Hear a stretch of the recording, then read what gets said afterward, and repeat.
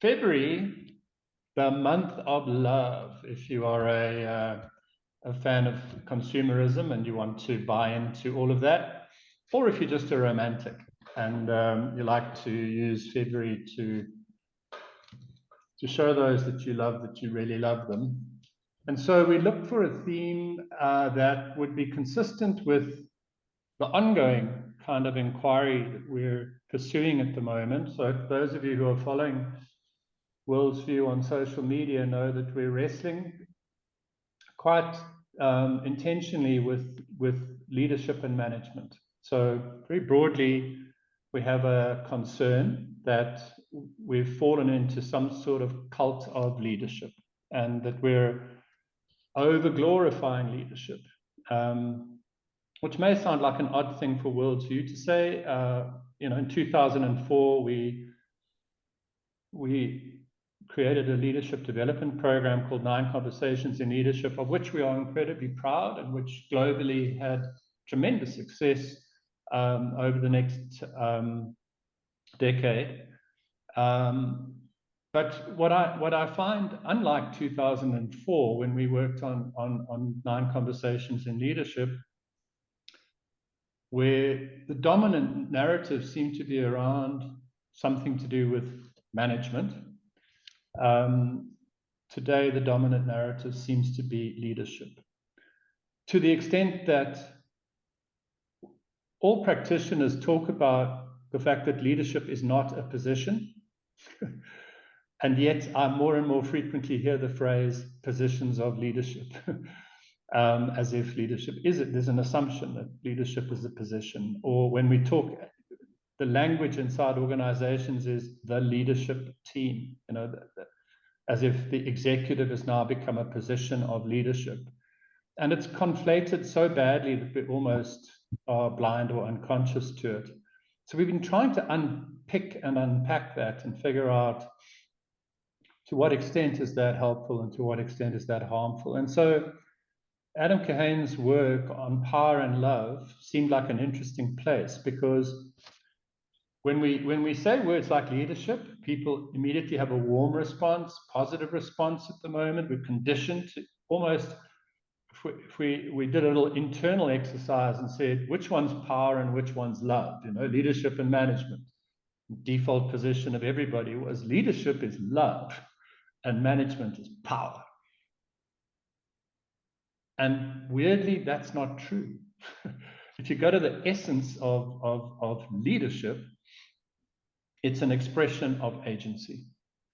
To be a leader is to step forward, to disclose something else, to go before, to drive change, to create change. There's something about the original idea of leadership, but we couldn't figure out why leadership has just become everything. So it doesn't matter whatever is wrong, you just keep saying it's something to do with leadership.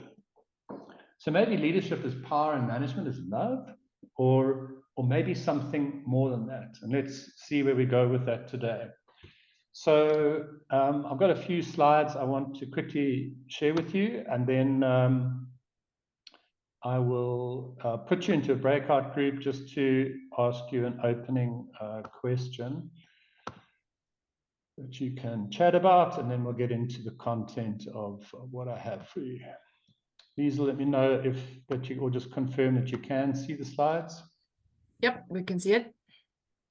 So we'll be talking about a dynamic balance and not a polarity. So kick off, Adam Kahane. If you haven't written Adam's name down and Rios Partners, here's a quick overview of what Adam has written already. We're working today off Power and Love, which is the book circled on the left. And you can see that the cover, or hopefully you can see that the cover has a hand grenade with a flower in it.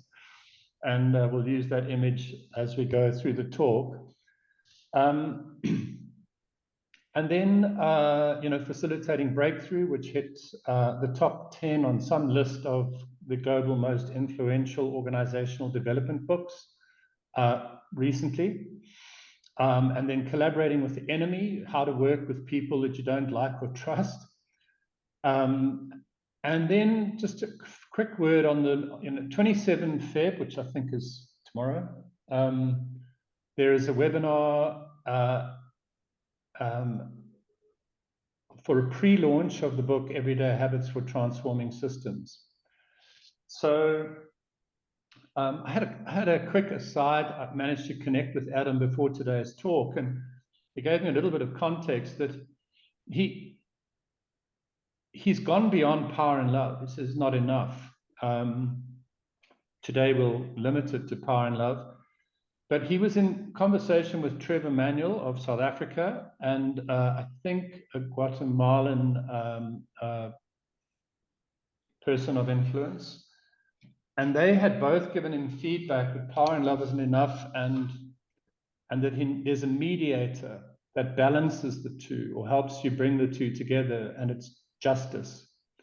So power, love, and justice is the centerpiece of the new book, Everyday Habits for Transforming Systems. For those of you in Johannesburg, there's also a launch event at Gibbs at the Gordon Institute of Business Science. Adam will be there, and that, I think, is in March. You'll find information of that online if you take an interest in Adam's work. So that's me acknowledging that a lot of what we're talking about today comes from Adam, but it also comes from Henry Mintzberg. And if you've been following us for a while, you know I'm also a fanboy of Henry Mintzberg. And as we unpack power and love in organizations, I'll be using Mintzberg's lenses of 10 managerial roles. And you'll see that come up as we go. Good. I don't know if anybody's got any questions or any insight or any thoughts about Adam's work. Last maybe advert for him. He worked with the African National Congress during the CODESA time and helped produce these sets of scenarios that you know, we know that people like Clem Sunter and others were doing scenarios for the National Party. That is very well known. And but what we don't all know is that Adam and his team was doing scenarios with the ANC. And this is part of the fact that he's just so humble. It's quite difficult to grasp just how influential he's been. He's married to a South African and good ties to our country.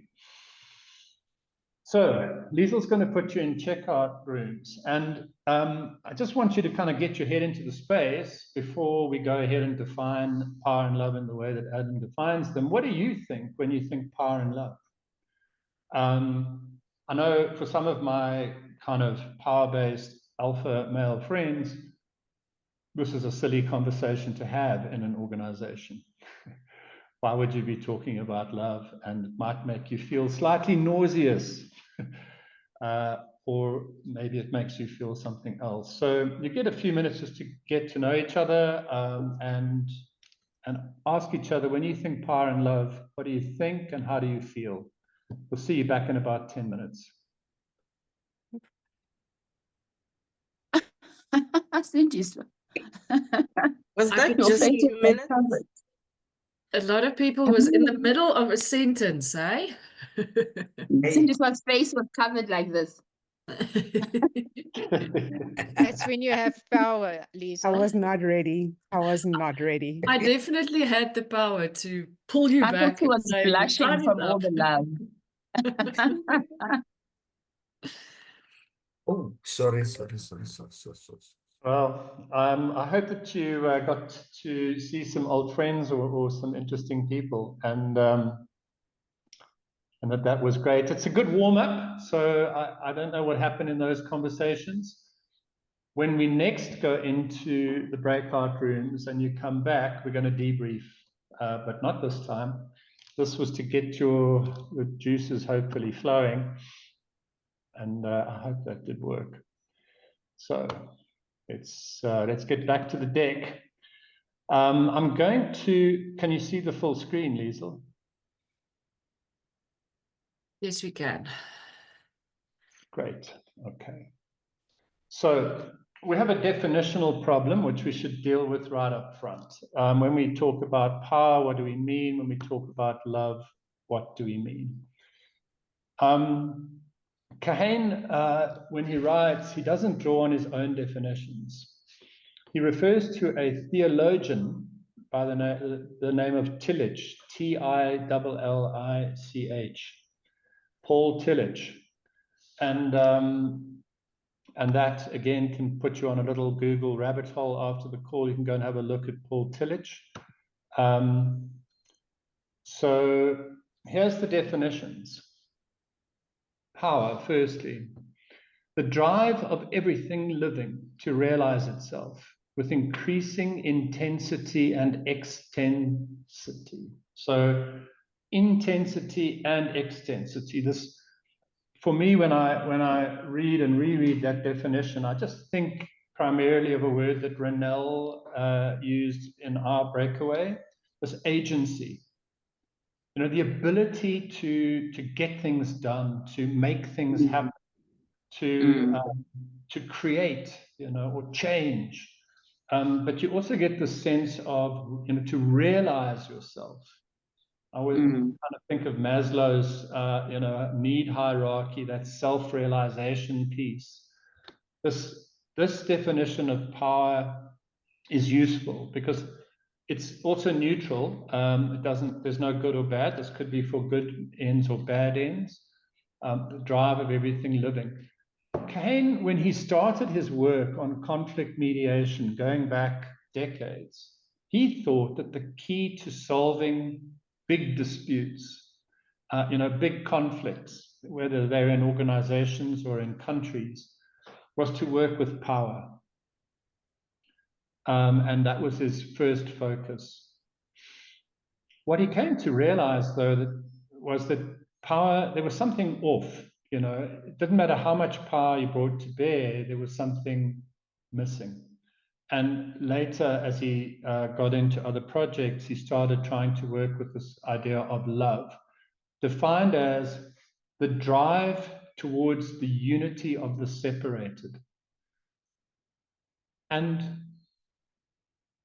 you know, I've spent a fair bit of time thinking about this. You know, is leadership, for example, unifying or separating? Because I want to think of leadership as unifying, but it's usually only unifying if you're following the leader, then the in-group is unified. But we know that when strong leaders make statements, they're inherently divisive. Something is going to change, something is going to shift. As I try and drive to realize myself, you're going to be for or against what I'm saying. You're going to like it or dislike it. That's a reality inside organizations. Every change effort has this dynamic. As that power plays out, people are split. And something about love is to try and reveal the unity. So, you know, and Kahane takes some time to say to reveal the unity, not to unify, but to reveal the unity that is there. So these definitions, according to Kahane, deal with what and why power and love are, rather than what they enable or produce. And he talks about there being two sides of each. So you get the positive and the negative side of power, for example. And I think we all have a good sense of the positive side of power. That powerful moment where change is made, where a leader that you can truly follow and you believe in what they're doing,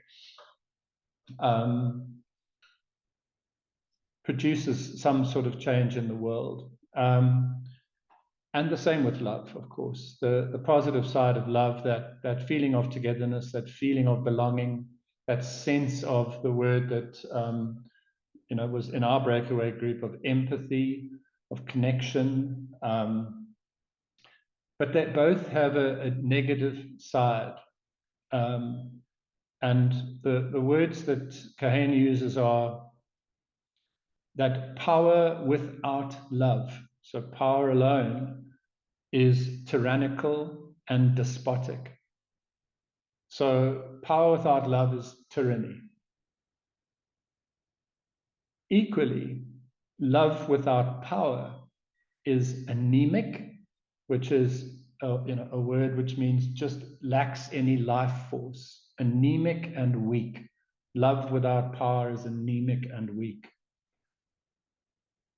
The combination, though, love with power is generative, and power with love is generative. And that's this idea that Kahane plays with. Interestingly, he asks then, can you be powerful and loving in the same moment, in the same breath, as if you could mix power and love the way you mix a cocktail and then drink them all at the same time? You know, you can imagine the gin and the tonic all mixed together and then you drink them. Assuming you like a gin and tonic. And his answer is no, that you can't. That there is no balance of power and love, that they're inherently out of balance. And he uses the metaphor of your two legs. He says you think when you're walking that you are balanced, but walking is a permanent thing of being out of balance. You're always kind of falling forward when you walk, and you catch yourself with the next leg. And he says that's the image that so far he finds most useful. That power is one leg and love is the other, and you need to make those movements, one powerful and one on love. That maybe the act of power does fracture something, and then in the next step, love to reveal the unity and power. So I've spent a bit of time, on trying to set up this idea for you. There's also, of course, gender here. I mean, is one masculine? Do we think of one as the masculine and one as the feminine? And if you do, does it explain why women are not in positions of power? There's some crazy mind tricks you can play with this idea of power and love. But what we wanted to do was think about this in organizations, power and love in organizational settings. And as a bridge, I want you to think about power and love in public discourse. We are living in a time where power and love are in conflict in the world and in South Africa. And very visibly, if you're looking for it, I've put up some names that are just largely provocations, and you'll see the first one is what I'm trying to suggest as the power and love, polarity. So if you've followed the media recently, Bishop Marion Budd made an appeal, public appeal from the pulpit in America to Donald Trump to practice unity, to be more unifying, to not be so divisive. And equally, we've seen Donald Trump expressing incredible power. And you have to be dead inside not to at least admire that power. I'm not saying admire it in a necessarily a celebratory way, but in an awful way, as in you are awestruck by just how much power one person can have. Within a week, he seems to have threatened the Ukraine and now settled on a new minerals deal with the Ukraine, which I suspect was the purpose all along. And they're signing an agreement to extract minerals for America from Ukraine. And now I'm sure we'll move back to the dialogue. Whatever he said, South Africa yesterday voted with the United Nations in favor of Ukraine's territorial sovereignty,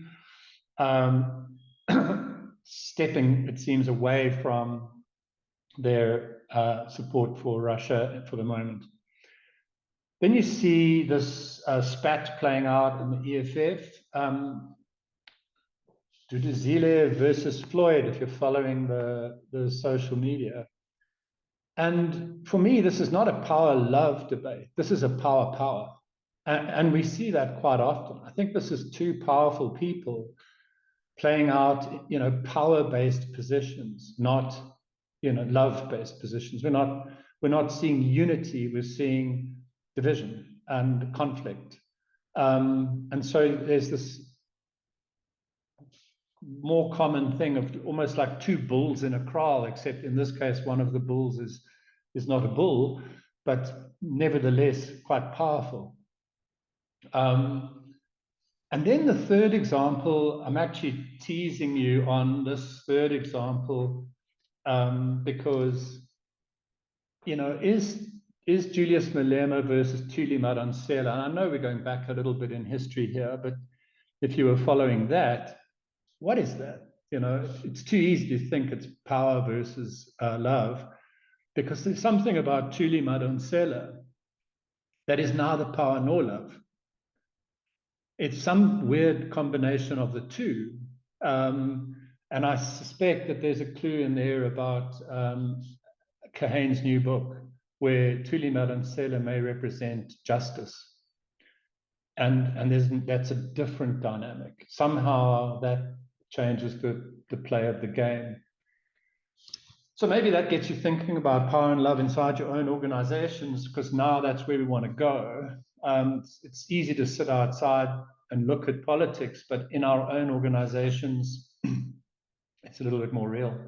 And the lens I want to use is Mintzberg's managerial roles, because I've got to have some way to say, where would these play out?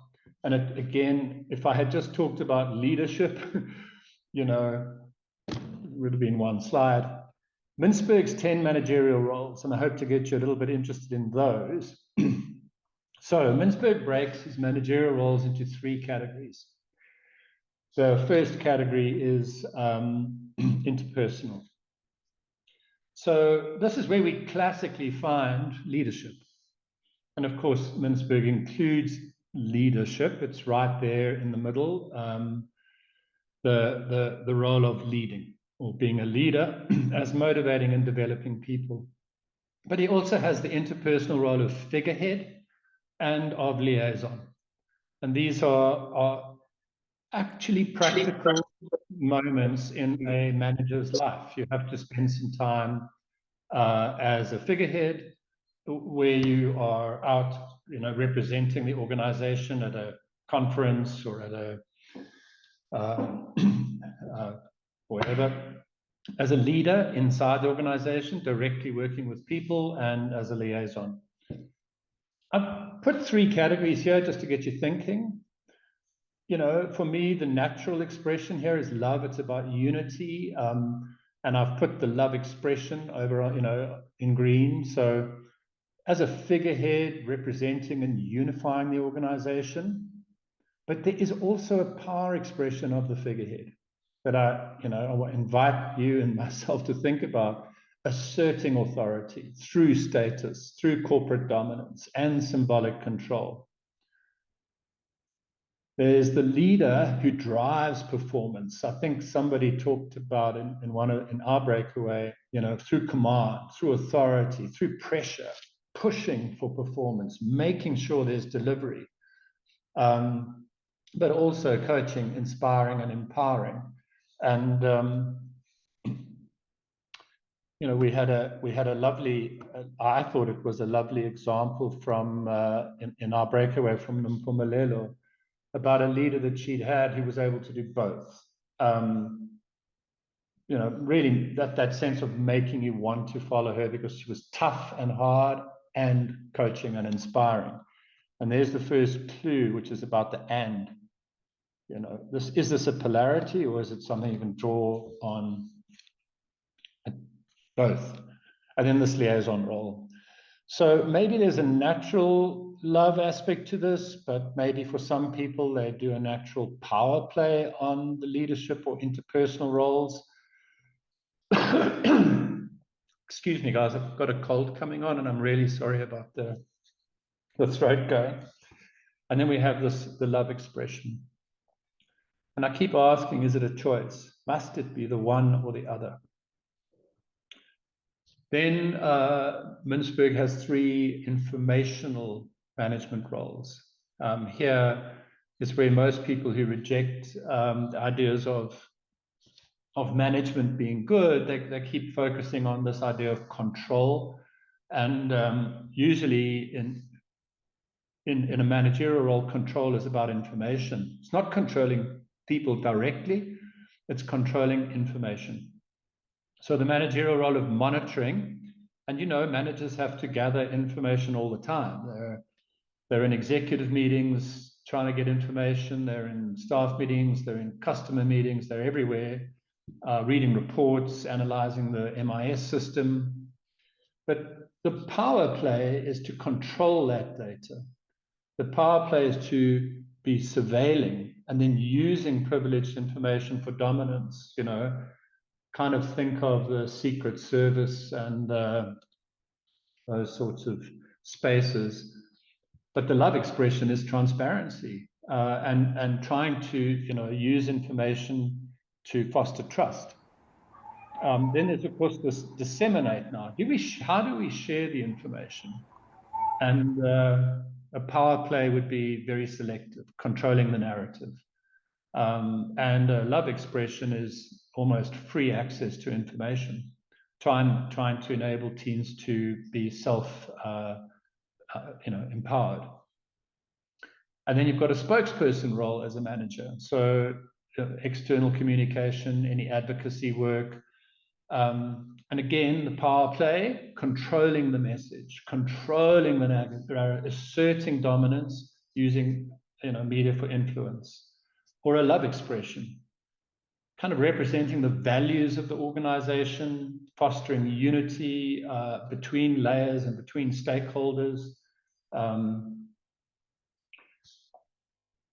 I keep catching myself trying to decide, if you had to say, back in the public space, President Ramaphosa, power or love?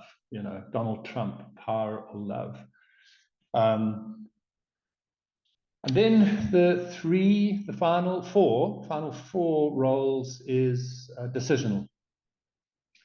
So here, my default position was that most of these decisional roles are power-based. Firstly is the entrepreneur. This is so driven by power, entrepreneurial actions, initiating change and innovation, that sense of agency in this entrepreneurial space, to me, has to be power-driven. Well, maybe I'm wrong about that. Maybe there's a love expression encouraging thoughtful innovation. And we see lots of that in these innovation teams. South Africa and the world is now littered with innovation hubs and agile processes trying to, and I say trying to because I think, to be fair, the jury would still have to be out whether these spaces do in fact generate new, or do they just generate busyness? Is entrepreneurialism possible in these small innovative groups through, or is it an individual act? So I've leaned towards power on that one, with access to love. I want to skip disturbance handler for a moment because I'm conflicted there. And then I want to talk about the resource allocator and negotiator quickly. So resource allocation, as a manager, you have to decide on budget allocations, who gets what, who gets paid what, who gets what bonuses, who gets more staff for their project, who gets less staff. I think it's inherently a power aspect, hopefully the positive sides of power, but it it could be negative, centralizing control over resources, using allocation for strategic advantage, as opposed to ensuring equitable distribution, sustainability, and fairness. Because fairness is, a different conversation to effectiveness.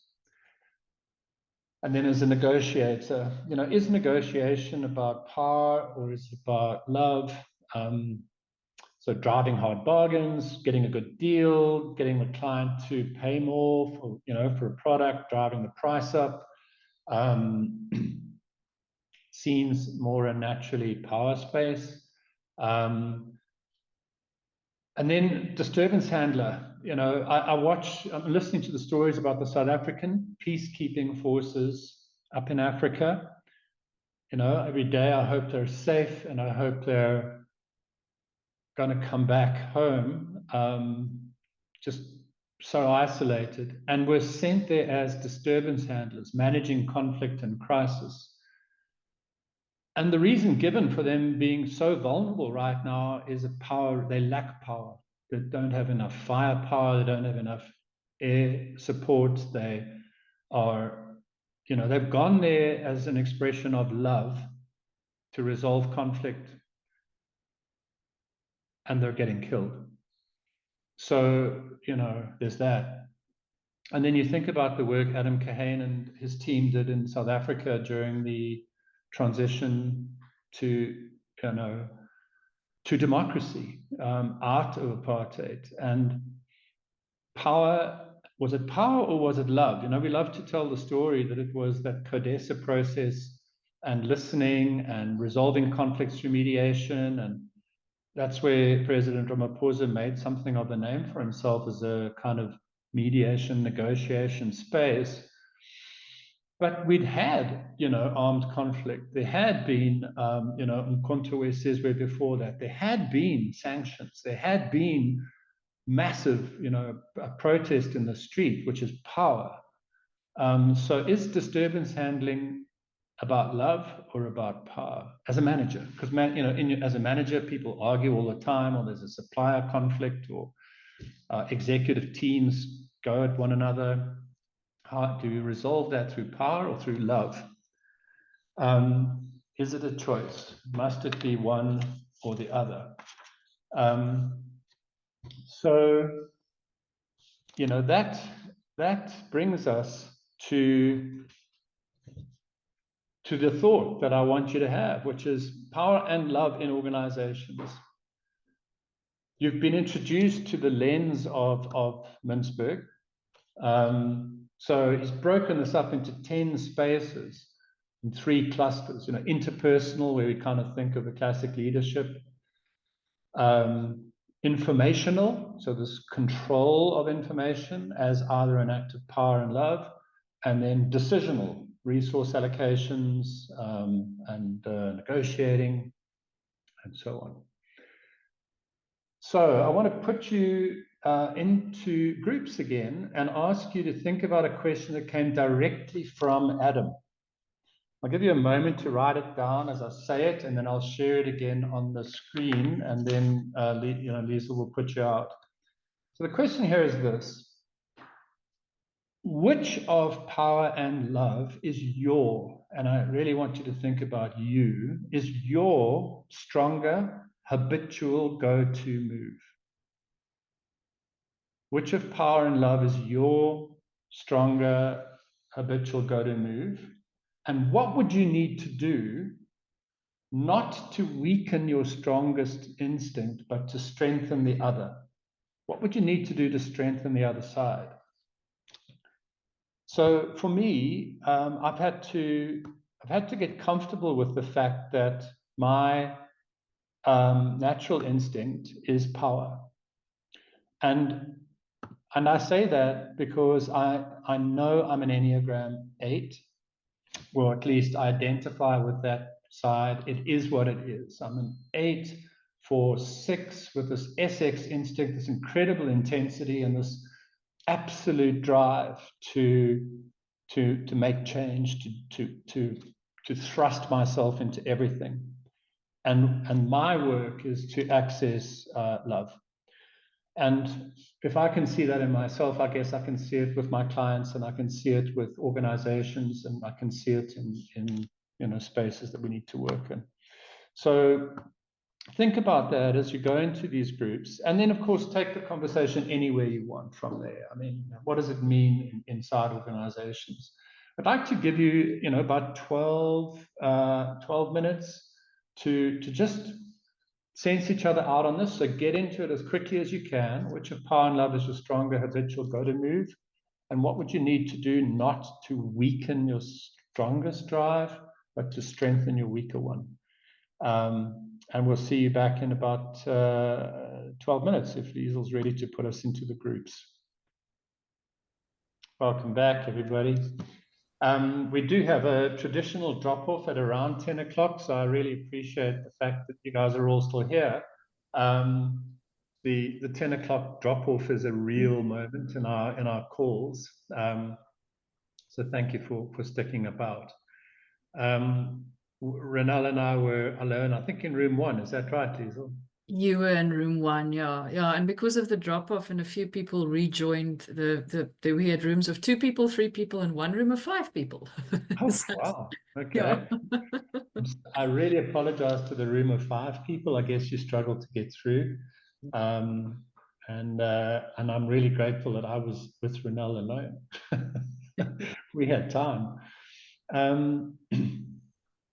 So we're going to ask you to have a kind of speak for your room, maybe have a representative say what happened in there. And Renelle, I guess I'm going to need to put you on the spot to just reflect a little on what happened in our room. And then Liesel, will you take us through 2, 3, and whatever, probably 4. And then I've got a couple more slides to close out with a bit of a move to action and a kind of what does this mean, and then we'll wrap up before 10:30. So Renelle, kick us off. What's going on here? How do we keep what we have and access the other, and what does it all mean? I think after a lot of waffling,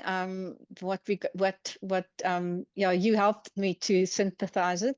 It's really about, it's not an either or, but it's also not to let go of one's strength, but it's to, with courage, access the opposite. So it's really to see, and also to see the value of, if my go-to is love, to see the value of power in a particular situation, and then to access that in a positive way, and vice versa, without letting go of who you really are inherently. I think that's kind of the final conclusion that we came to. You're welcome to add. I might at the end, Renelle, thank you. But I think that captured it beautifully, and it was a real treat to, I mean, at least in our room, we both owned, I sit in power and I'm uncomfortable with love, and Renelle is sitting in love and has a lot of empathy for me. Grace and generosity, yes. Right, room 2 was Anita, Caroline, and Richard. Who's going to give us feedback from that room? I think maybe Anita. Okay. And Caroline and Richard, please supplement. So I think we really just explored that organizations, the organizational context lends itself to power dynamics. There's always someone that's got to hold someone or a situation accountable for results. So there is this natural environment that people who lean into power can enjoy. So when does it become toxic? And we were just reflecting on some of the situations where it's where the culture or there is environment where it's fear-based can now drive up the toxic leadership, or the leaning into power in a toxic kind of way. And so, we were then just exploring, how do you then balance love? And is there a space for operating from a loving space, or that of fairness and caring in those kind of environments. And where we landed was that those kind of environments ultimately land in high churn, because individuals look to express love to self and move to an environment where there is greater safety and where you can operate in a more balanced way. So expression of power, as well as doing that in a fair, caring, ethical way. So yeah, guys, Richard, Caroline, anything you want to add to that?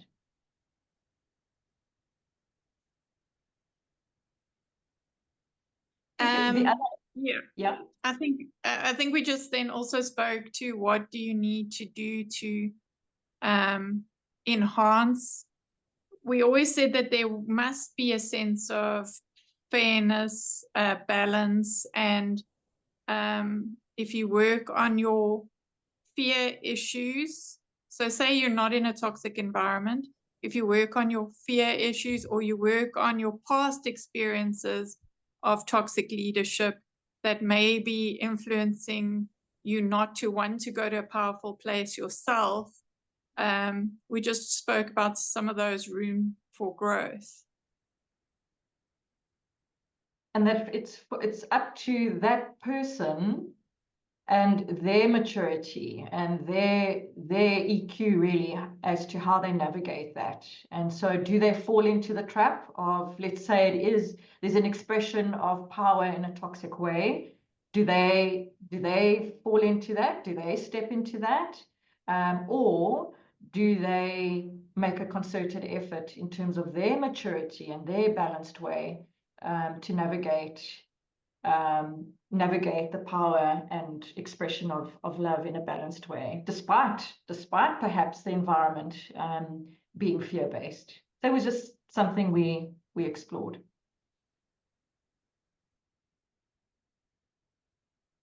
I think there's so much coming up. And just to quickly reflect on that, the first thing is this idea of fear. And at least for Ronelle and I in our conversation, we were talking about fear on both sides. That my confession as somebody who sits comfortably in the power camp is I have a fear of being vulnerable.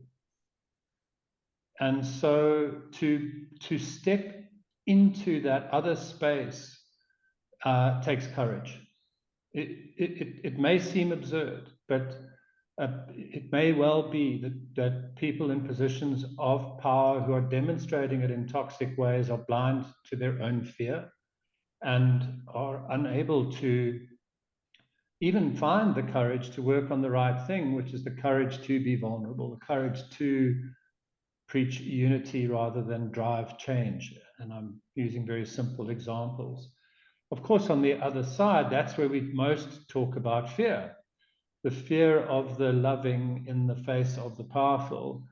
And yet that fear may be a fear of conflict and the courage required to step into the conflict space. Ronelle was wrestling with this idea of, because we spent some time saying, how do you, that core question, how do you retain the love and step into the power? And for those of you who get a chance to talk to Ronelle, she's got there's a process that she's kind of aware of. For me, as in power to step into love, there is a process. I have to check in with my body. I have to unclench everything. And I have to notice why I'm feeling so powerful is not just, it's just like in everything. And then settle all of that shit down and be vulnerable. So yeah, fear. And then of course, context. We're talking about context and these contexts of power. And I suppose there are equally contexts of love. I just don't know organizationally how long they survive. And contexts of power survive longer, but sometimes brutally and sometimes horribly. And then this magic of being the facilitator. People like Kahane who step into those spaces and shift the context so that the powerful can become loving or the loving can become powerful. How do you do? You know, that's a piece of magic. Anyway, that's everything that came up for me. Next group. All right. So Greg, we actually had 5 rooms. Just so you know, time-wise. So next is room 3, Marie, Sindiswa, and Taliso.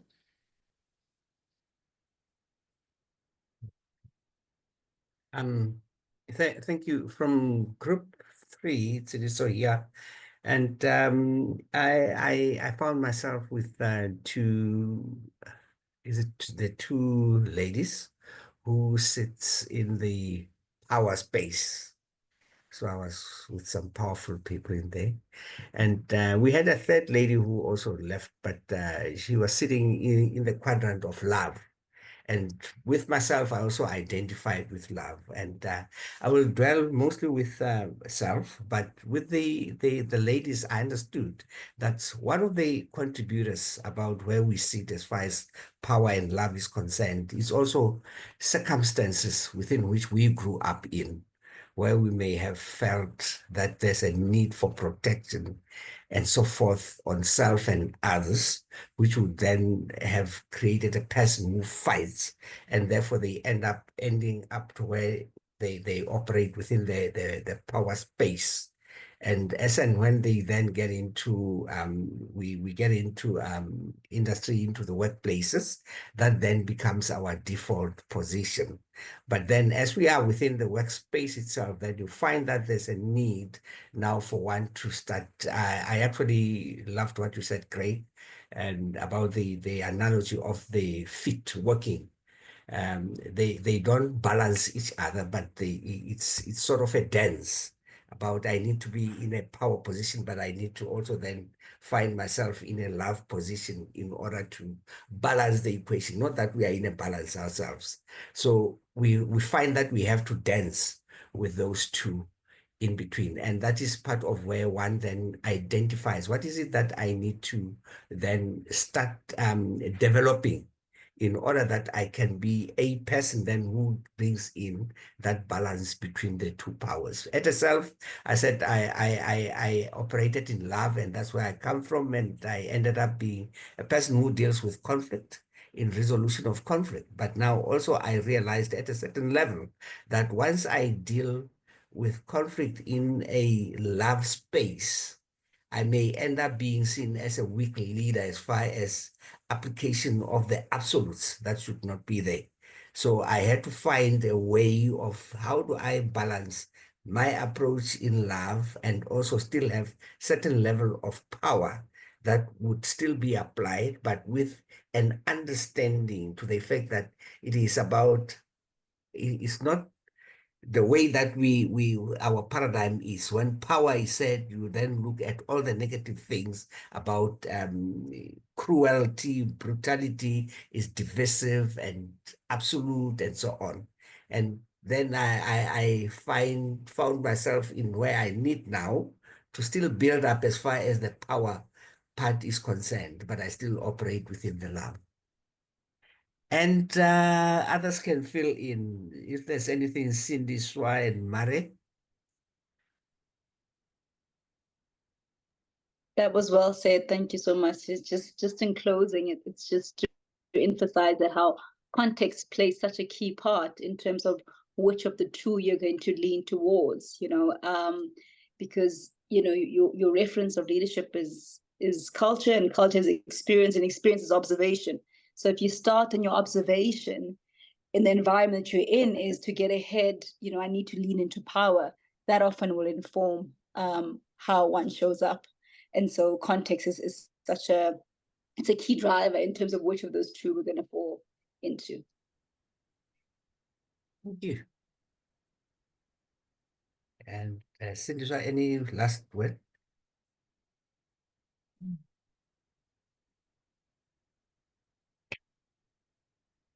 Craig, we are all yours. I'm just letting Liesel move us on, otherwise we're not going to get the last voices. So Cecil is the only one left from room 4. I promise he did have somebody to speak to. He did have 2 people and then only 1, but Cecil? Petra was with me. She's still on the call. Petra, shall I just jump in? Of course, Petra's still there, but she's not on my breakdown. But anyway, sorry. Petra, I loved what Petra said, and that is her default is love paradigm.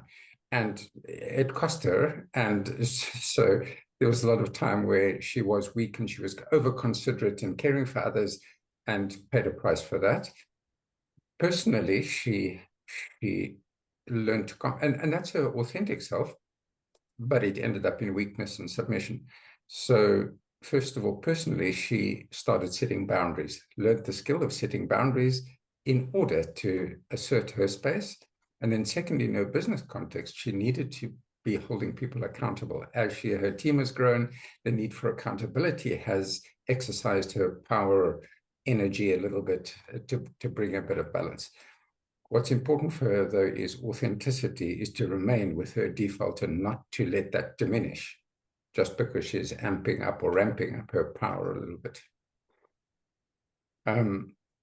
We also felt that the power-love dynamic, yes, it's contextual, situational, as others have said already, and also Mintzberg's 4 organizational forms. Some are more amenable, more open to power, and some to love. There's not right or wrong, but that there are energies, both power and love are energies. For me, my default socialization was a power dynamic.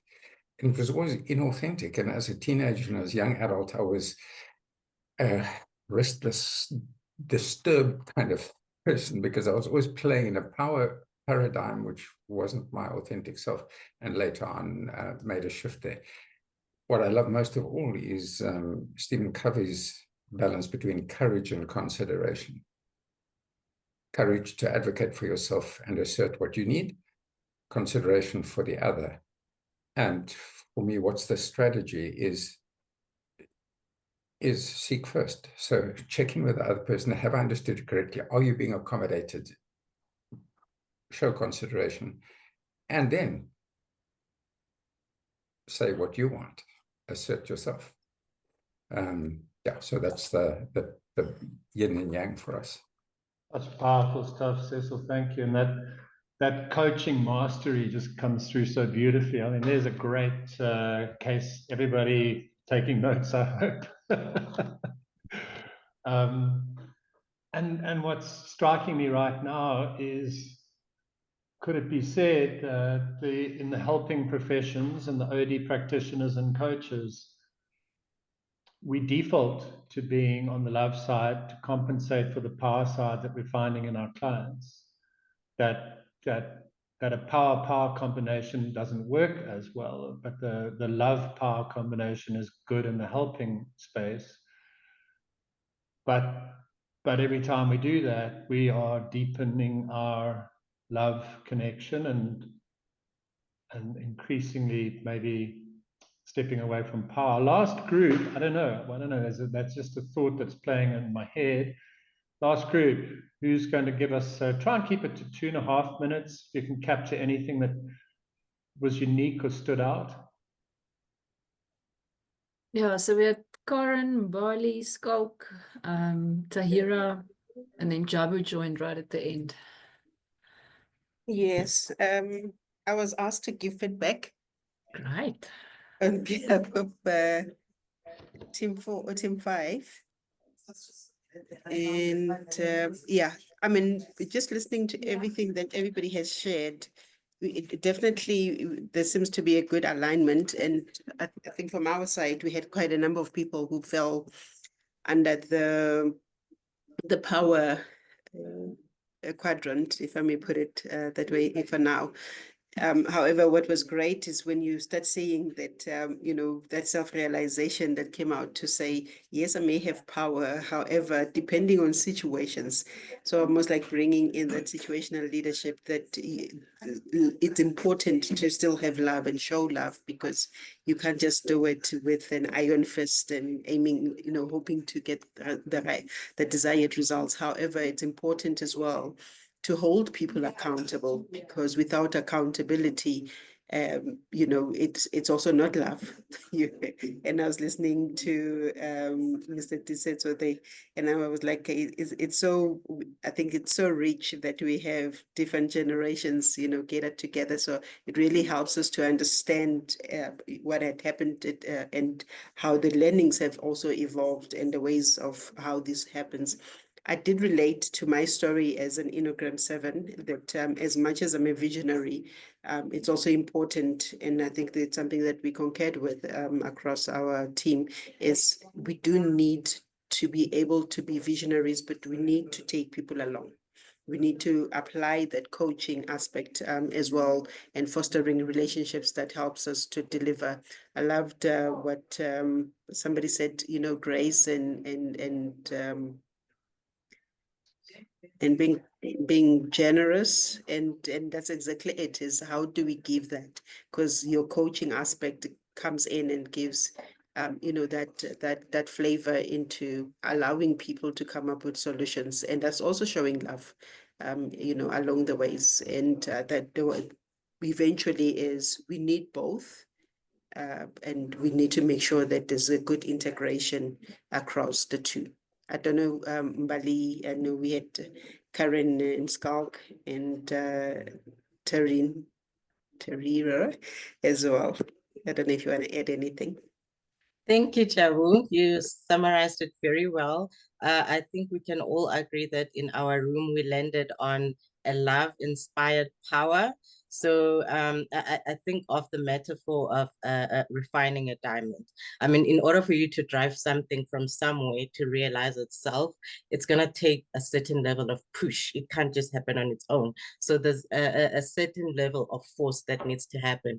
But then if you bring people along, we do it together, it hits different than just being pushed around or something that feels like it's being done to you than doing it together. So, yeah. Right.